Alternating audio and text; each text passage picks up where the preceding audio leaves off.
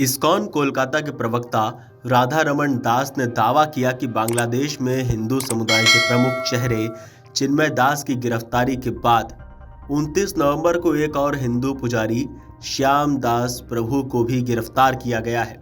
सूत्रों के मुताबिक श्याम दास प्रभु चिन्मय दास से मिलने पहुंचे थे। श्याम दास को बिना किसी आधिकारिक वारंट के गिरफ्तार किया गया। प्रवक्ता राधा रमन दास ने एक्स पर एक पोस्ट में कहा कि एक और ब्रह्मचारी श्याम दास प्रभु को आज चटगांव पुलिस ने गिरफ्तार कर लिया है। वहीं कुंडली धाम मठ के प्रवक्ता कुशल वरुण चक्रवर्ती ने भी दावा किया कि हिंदू नेता और कुंडली धाम मठ के प्रमुख चिन्मय कृष्ण दास के दो सहयोगियों आदिनाथ प्रभु और रंगनाथ दास को चटगांव शहर से गिरफ्तार किया गया है। दोनों जेल में बंद चिन्मय दास से मिलने पहुंचे थे। हालांकि पुलिस ने इसकी पुष्टि नहीं की है। इससे पहले अंतर्राष्ट्रीय कृष्ण चेतना सोसाइटी इस्कॉन ने शुक्रवार को बांग्लादेश में देशद्रोह के आरोप में गिरफ्तार हिंदू पुजारी चिन्मय कृष्ण दास प्रभु के समर्थन में एक बयान जारी किया। इसमें कहा कि इस्कॉन इस मामले में चिन्मय कृष्ण दास प्रभु के अधिकारों का समर्थन करता है। बयान में ये भी स्पष्ट किया गया कि इस्कॉन ने कभी भी चिन्मय कृष्ण दास प्रभु से खुद को अलग नहीं किया है। ये बयान संगठन की ओर से उस समय आया जब इस्कॉन बांग्लादेश ने गुरुवार को चिन्मय कृष्ण दास प्रभु से खुद को अलग कर लिया था। ढाका ट्यूबरेन अखबार के मुताबिक इस्कॉन बांग्लादेश के महासचिव चारू चंद्र दास ब्रह्मचारी ने कहा था कि चिन्मय कृष्ण दास के कृत्य संगठन का प्रतिनिधित्व नहीं करते हैं और उन्हें अनुशासनहीनता के कारण संगठन से हटा दिया गया था। हालांकि इस्कॉन ने अपने एक ताजा बयान में कहा कि वो चिन्मय कृष्ण दास से खुद को अलग नहीं कर रहे हैं, बल्कि ये स्पष्ट कर रहे हैं कि चिन्मय कृष्ण दास प्रभु संगठन के आधिकारिक सदस्य नहीं थे। इस्कॉन ने कहा, हमने हमेशा कहा है कि चिन्मय बांग्लादेश में इस्कॉन का प्रतिनिधित्व नहीं करते हैं, लेकिन हम उनके द्वारा अधिकारों और धार्मिक स्थलों की रक्षा के लिए किए गए आह्वान का समर्थन करते हैं। इस्कॉन की ओर से बयान तब सामने आया है जब बांग्लादेश में संगठन पर प्रतिबंध लगाने की मांग की जा रही है।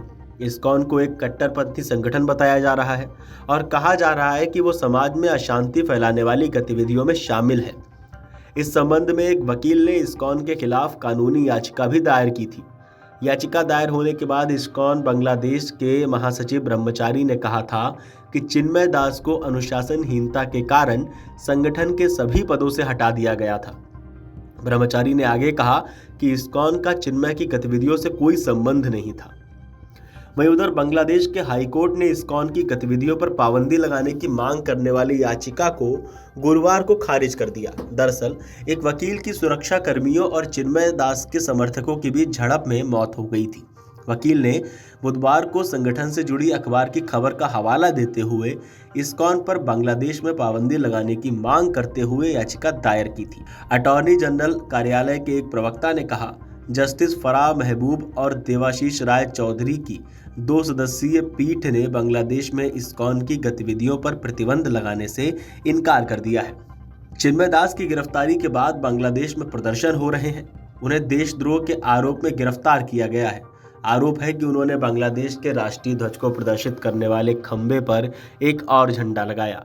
चिन्मय दास को मंगलवार को चटगांव की अदालत में पेश किया गया, जहां उनकी जमानत याचिका खारिज कर दी गई और उन्हें जेल भेज दिया गया।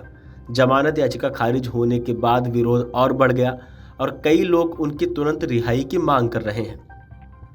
इस बीच सेवानिवृत्त न्यायाधीशों, नौरशाहों और एक मौजूदा सांसद के समूह ने प्रधानमंत्री नरेंद्र मोदी को पत्र लिखा है और उनसे दखल देने और बांग्लादेश में हिंदुओं के खिलाफ बढ़ती हिंसा और भेदभाव के मुद्दे को संबोधित करने का अनुरोध किया है। इस पूरी खबर को लेकर आपका क्या मानना है, आपको क्या लगता है, हमें कमेंट करके बताइए और देखते रहिए अमर उजाला।